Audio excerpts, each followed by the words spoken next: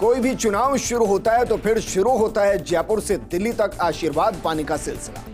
सियासत में इसको वोट पाने की दौड़ कहते हैं या कहीं कि टिकट पाने की दौड़। लेकिन इस बार ऐसा लगता है कि राजस्थान कांग्रेस में टिकट वापस देने की होड़ मची है। पहले जयपुर शहर से सुनील शर्मा, फिर राजसमंद से सुरेश रावत और अब खबर है कि अजमेर में भी टिकट वापस हो सकती है। लेकिन सवाल यह है कि क्या कांग्रेस में टिकट चयन समिति अंधेरे में थी या फिर प्रत्याशियों को लग रहा है कि चुनाव में भविष्य ही अंधेरे में है? क्या इसका कारण यह भी हो सकता है कि कांग्रेस में राजस्थान के अंदर किसी दिग्गज ने चुनाव लड़ने की हिम्मत नहीं दिखाई और इसलिए कांग्रेस के नेताओं की हिम्मत जवाब दे रही है? सवाल यह भी कि क्या कांग्रेस 2018 से 2023 और अब 24 तक 5 साल सरकार में रहने के बाद भी अपने नेताओं को अपने इलाकों में मजबूत नहीं कर पाई, या फिर लोकसभा के लिए बीते 5 सालों में उम्मीदवार तलाश ही नहीं पाई और जो तलाशे वो विश्वास के लिए नहीं जता पाए? और क्या कांग्रेस में विश्वास कमजोर हुआ है? सवाल यह भी है कि क्या हारे हुए विधायकों को लोकसभा में बेहतर प्रत्याशी के तौर पर उतारा जा सकता है? और यह सवाल दोनों पार्टियों में है। लेकिन कांग्रेस में ऑल इज वेल हर कोई चाह रहा है, लेकिन ऑल इज वेल नजर नहीं आ रहा। तो क्या राजस्थान में कांग्रेस ऑटो पायलट मोड पर है, जिसका स्टीयरिंग किसके पास, जाना कहां, कौन कौन उसके सवारी, कोई नहीं जानता। तभी तो टिकट पर यू टर्न और अगला कौन, कोई नहीं जानता। आज बात इसी मुद्दे पर।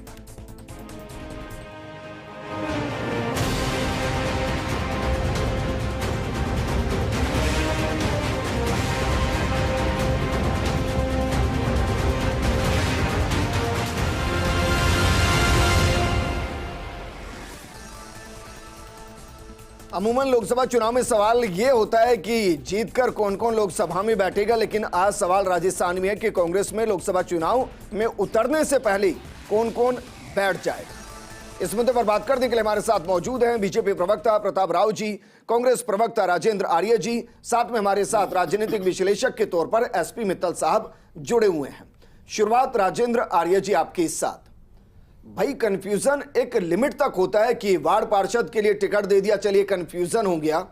लोकसभा के लिए जिन कैंडिडेट को आप उतार रहे हैं वो कह रहे हैं कि साहब हमने तो पहले ही बोल दिया था हम चुनाव लड़ने की स्थिति में नहीं है, फिर भी टिकट थमा दिया गया। क्या टिकट जो सर्च करने वाली कमेटी थी वो अंधेरे में है? आपके प्रत्याशियों को लग रहा है कि भविष्य अंधेरे में है? देखिए, जो वर्तमान परिस्थिति है जिसमें आप राजसमंद वाले टिकट को लेकर जो बात कर रहे हैं, तो निश्चित रूप से कांग्रेस पार्टी का टिकट इतना आसान नहीं होता है। जिन लोगों को टिकट नहीं मिले हैं या पूर्व में जिन्होंने भी दावेदारी की है उनसे आप पूछिए कि कांग्रेस पार्टी का टिकट कैसे मिलता है।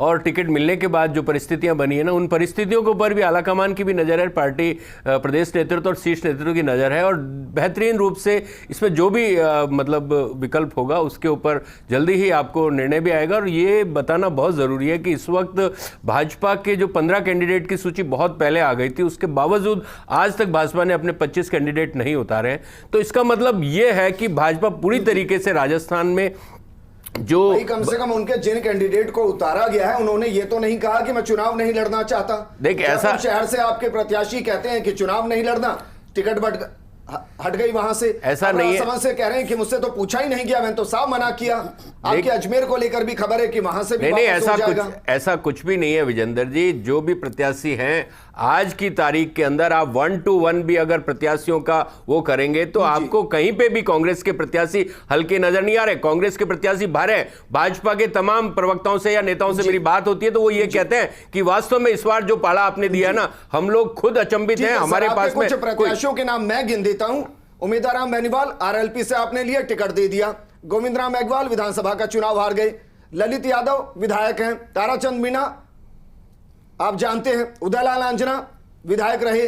अमराराम हार चुके, जिनके साथ गठबंधन कर रहे हैं आप। मुरारी लाल मीणा विधायक हैं। बजालाल जाटव हार गए। सुदर्शन रावत हार गए। प्रताप सिंह खाचरेवास हार गए। ब्रिजेंद्र ओला और हरीश मीणा 12 हारे हुए और जीते हुए विधायक हैं आपके 15 में से।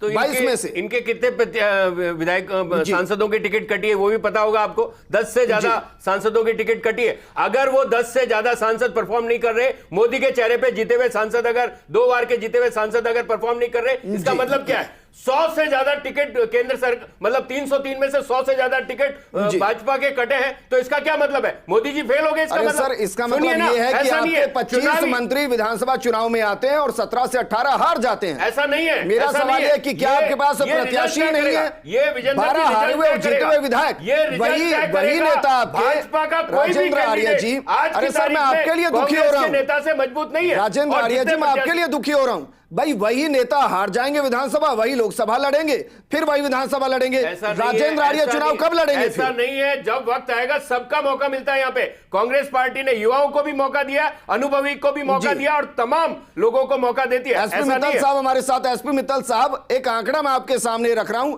12 हारे हुए और जीते हुए विधायकों को टिकट, 2 सीटों पर गठबंधन, 2 सीटों पर दूसरी पार्टी से आए प्रत्याशी। मेरा सवाल यह है कि जो 3 चुनाव हार चुके, जो बीते चुनाव हार गए, उनको भी टिकट। क्या कांग्रेस अपने अंदर पॉलिटिकल उस क्राइसिस से जूझ रही है जहां कैंडिडेट नहीं, और जिसको कैंडिडेट बना दे वो हाथ जोड़कर कहता है कि साहब इस बार नहीं?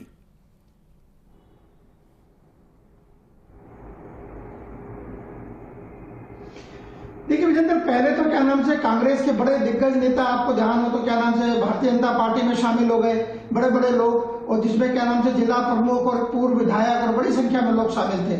उसके बाद ये कहा गया कि साहब जो कांग्रेस के बड़े दिग्गज है वो उनको चुनाव लड़ना चाहिए। हमने देखा कि वो दिग्गज चुनाव नहीं लड़े, चाहे उसमें अशोक गहलोत हो, चाहे उसमें सचिन पायलट हो, चाहे उसमें गोविंद सिंह डोटासरा हो या और दूसरे नेता हो, उन्होंने क्या नाम से चुनाव दिखने में रुचि नहीं दिखाई। और अब ये हो रहा है कि जिनको आपने उम्मीदवार घोषित किया वो अपना टिकट वापस कर रहे हैं। जयपुर में आपने कहा कि सुनील शर्मा से टिकट वापस ले लिया गया।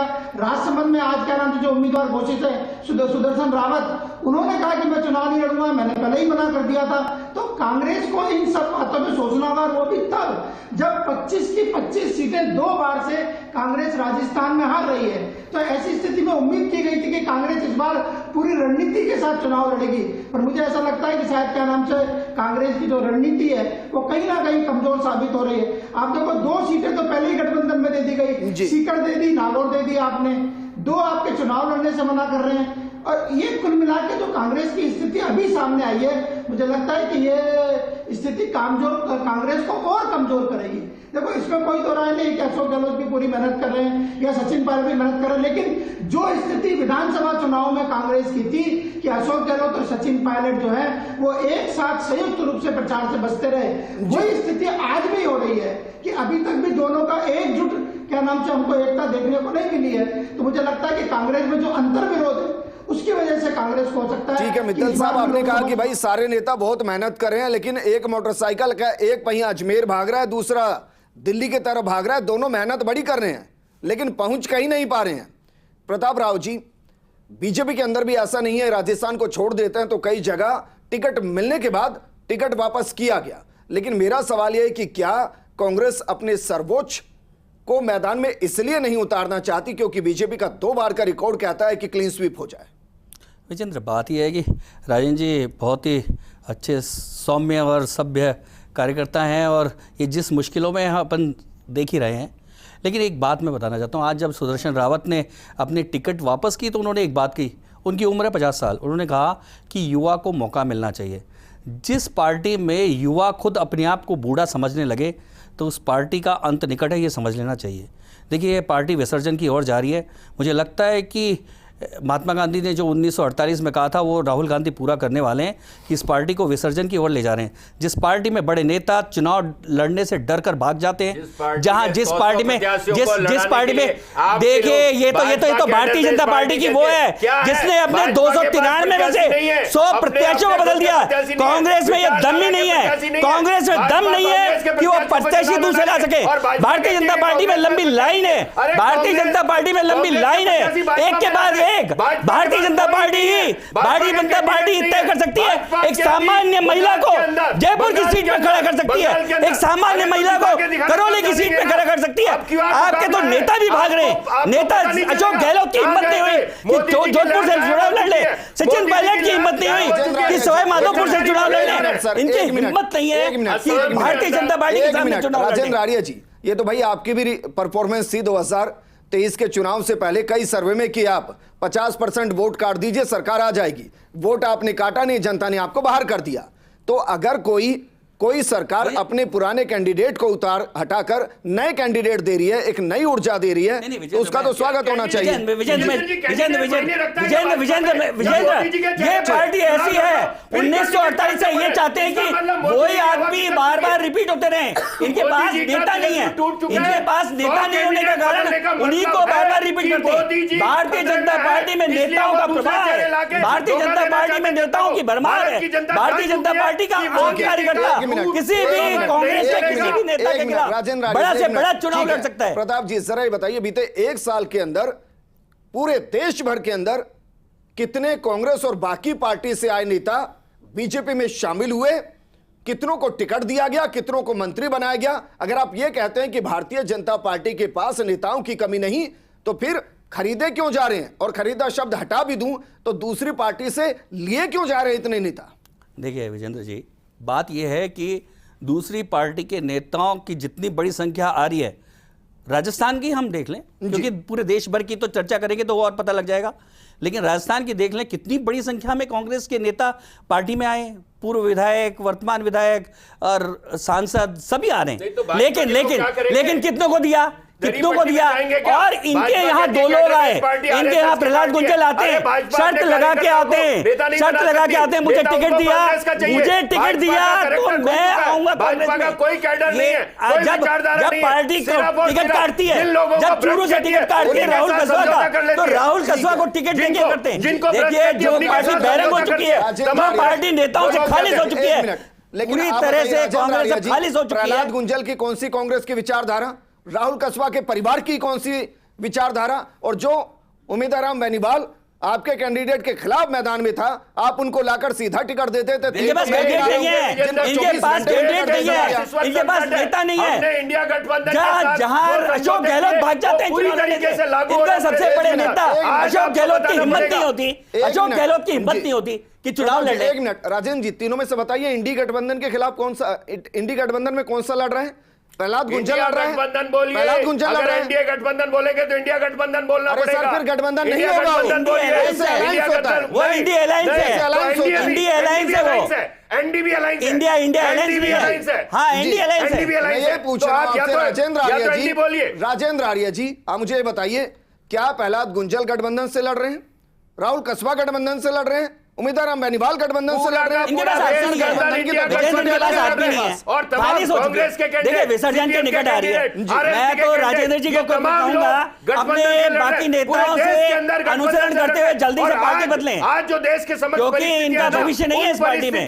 कांग्रेस अब खत्म होने की कगार पे है, कांग्रेस के पास आदमी नहीं है। एसपी मित्तल साहब, लड़ने की हिम्मत नहीं है। आपको लगता नहीं कि आंकड़ा कांग्रेस को और कांग्रेस के कार्यकर्ताओं को कमजोर करता है? 3 कैंडिडेट जो 24 घंटे पहले आते हैं, 24 घंटे में टिकट ले लेते हैं, और तीनों की विचारधारा कांग्रेस के विपरीत रही और भर भर के कोसा गया कांग्रेस को चुनाव में, चाहे वो राहुल कसवा परिवार हो, चाहे वो प्रहलाद गुंजल हो, चाहे पर वो उम्मीदवार बेनीवाल हो।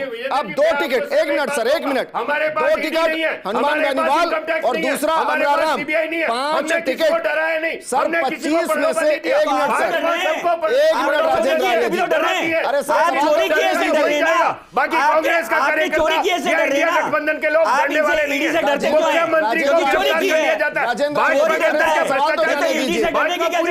आर्य जी चोरी की है सर, ईडी से मत डरिए। 5 सीटें तो गैया सही, अरे तो डरते क्यों हैं? डरता कौन है?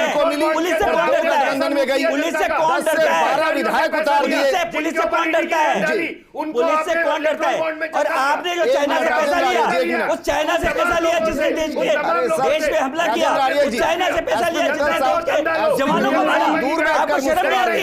उस चाइना की पार्टी से आप एग्रीमेंट करते हैं, उस चाइना से पैसा लाकर अपनी पार्टी चलाते हैं, चाइना के साथ समझौते करके राजेंद्र आर्य जी, एसपी मित्तल साहब दूर बैठकर मुस्कुरा रहे हैं। प्रताप राव जी 1 मिनट। एसपी मित्तल साहब, क्या वाकई में कांग्रेस एक्सपेरिमेंट करने से डर रही है, दिग्गज चुनाव लड़ने से डर रहे हैं, और कार्यकर्ता समझ नहीं पा रहे कि जिसके पीछे खड़े हैं कल वो आगे खड़ा भी होगा या नहीं होगा?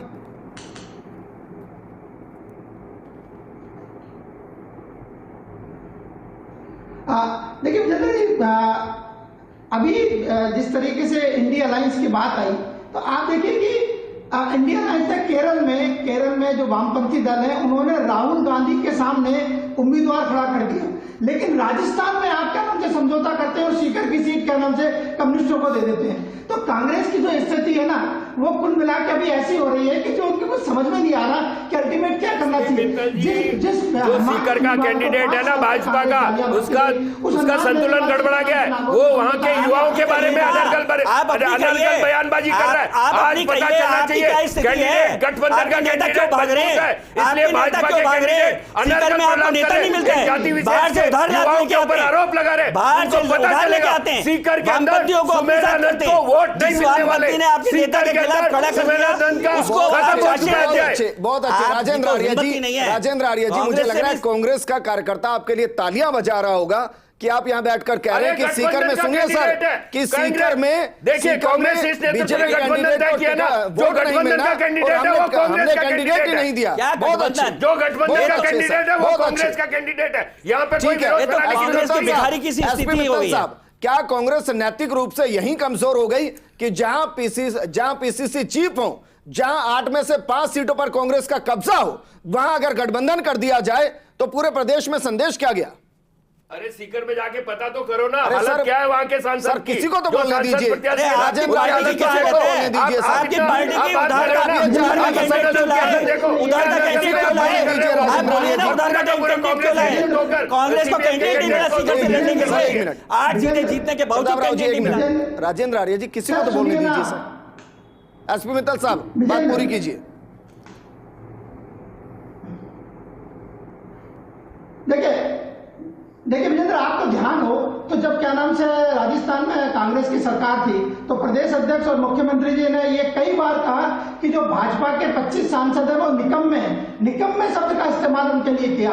आज आपने उसी राहुल कस्बा को दे दिया, जो निकम्मा सांसद था राहुल कस्बा, उसको आपने अपना उम्मीदवार बना दिया। तो स्वाभाविक है कि चुनाव जीतने के लिए या करने के लिए निकम्मा तो प्यार की भाषा है, ये भी तो कहा था। वो तो सचिन पायलट को भी कहा था।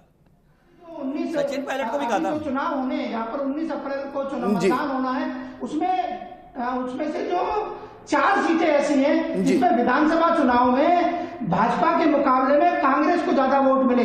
इसमें करौली, धौलपुर, नागौर, सीकर और अलवर सीट ऐसी है। लेकिन हम देख रहे हैं कि इन सीटों का हाल क्या हो रहा है। सीकर में चुनाव नहीं लड़ रहे हैं, नागौर में चुनाव कांग्रेस ने, जबकि इनकी स्थिति विधानसभा चुनाव में मजबूत है, उसके बावजूद भी क्या नाम से यहाँ चुनाव नहीं लड़ रहे हैं। इससे अंदाजा लगाया जा सकता है कि लोकसभा चुनाव को लेकर कांग्रेस जो रणनीति बना रही है उसमें कहीं ना कहीं खामी है। ठीक है सर, मुझे आपकी वो बात याद आती है जब एक प्रोग्राम में आपने कहा था कि कांग्रेस को बीजेपी नहीं, कांग्रेस को कांग्रेस ही हराती है। लेकिन प्रताप राव जी, मैं कुछ नाम गिना रहा हूं। पवन सिंह, टिकट मिली, मंदिर गए, मत्था टेका और फिर हाथ जोड़कर बोला कि मैं टिकट नहीं ले सकता।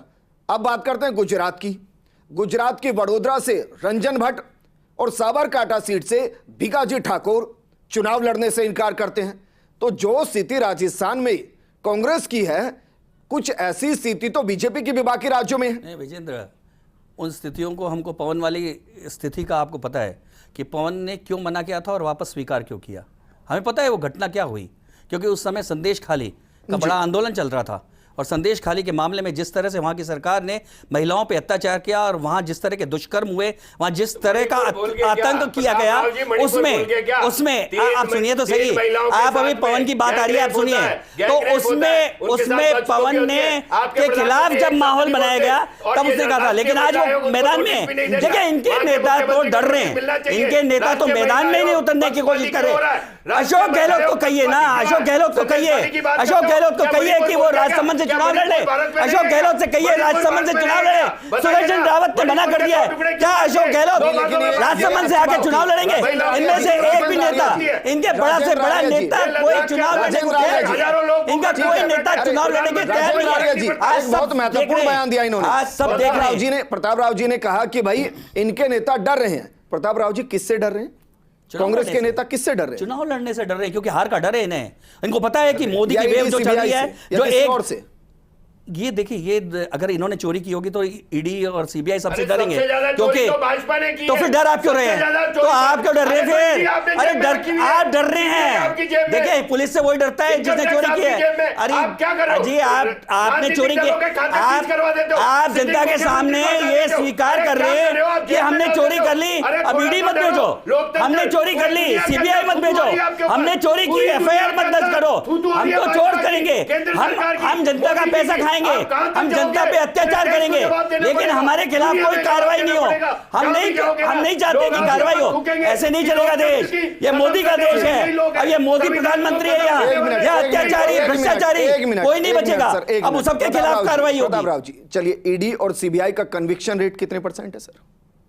आप ही बताइए सर, कार्रवाइयां तो आप लोग कर रहे हैं, नहीं, कार्रवाइयां तो एजेंसियां कर रही हैं, कन्विक्शन रेट कितना है? देखिए, कन्विक्शन रेट में उसमें सबसे ज्यादा बात तो यह है कि लंबे प्रोसेस में ज्यादातर केस चल रहे हैं, और उन केस चलने में आप देखिए ना कि सबसे पहले दिल्ली के उदाहरण है, सुनिए, भी नहीं है, ये जवाब नहीं और उससे पहले आपको और उससे 95% कार्रवाई मतलब विपक्षी नेताओं के ऊपर। अरे आपके नेता के दूध के धुले हुए हैं, और जिनके ऊपर तो उनकी जमानत क्यों नहीं हो रही?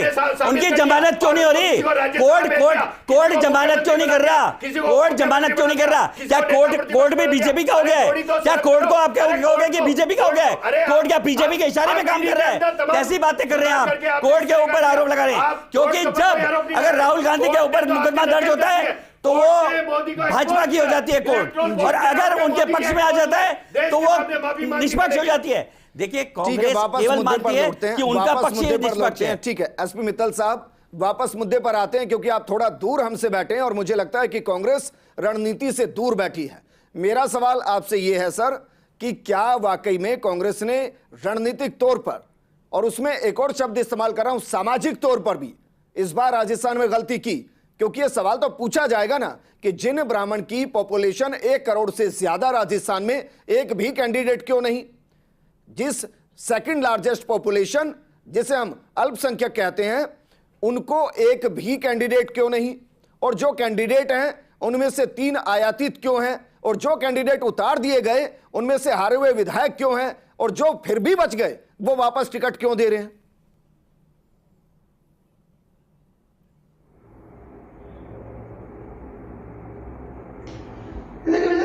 कोशिश हर राजनीतिक दल की यह कोशिश होती है कि वो जातीय समीकरण अपना अपना बिठाएं, लेकिन हो सकता है कि जो क्या नाम से ब्राह्मण समाज जो बड़ी संख्या में राजस्थान में है, वो कहीं उनके सांचे में फिट नहीं हो रहा होगा, या कुछ सीटें उनको क्या नाम से समझौते में देनी पड़ी है, या कुछ उनकी मजबूरी होगी कहीं पर, इसलिए क्या नाम से ब्राह्मण समुदाय के किसी व्यक्ति को उम्मीदवार नहीं बनाया गया। लेकिन एक बात है कि बार बार ये कहा जा रहा है कि ईडी का, सीबीआई का, जिसका इस्तेमाल भारतीय जनता पार्टी कर रही है, लेकिन क्या सवाल होता है कि सुदर्शन सिंह रावत का जो टिकट वापस वो कर रहे हैं, क्या उसमें भी कोई सीबीआई का दबाव है? क्या उनके खिलाफ भी कोई ईडी की कार्रवाई होनी चाहिए, हो रही है क्या? मित्तल साहब, मैंने सवाल किया था, मैंने उनको जोड़ा था, मैंने सवाल किया था, उन्होंने कहा कि मेरे पास कोई फोन नहीं आया, मैं किसी दबाव में नहीं हूं, 4 महीने पहले चुनाव हार चुका हूं विधानसभा का, तो नैतिकता के आधार पर मैं चुनाव नहीं लड़ना चाहता।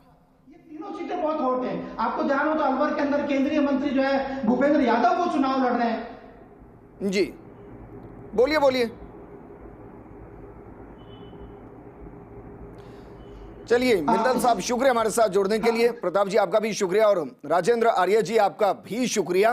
ये जनता को तय करना है कि उसे किसको वोट देना है, लेकिन टिकट जिस तरीके से कांग्रेस में बटी, उससे कांग्रेस के अंदर ही गफलत पैदा हो गई है। नमस्कार।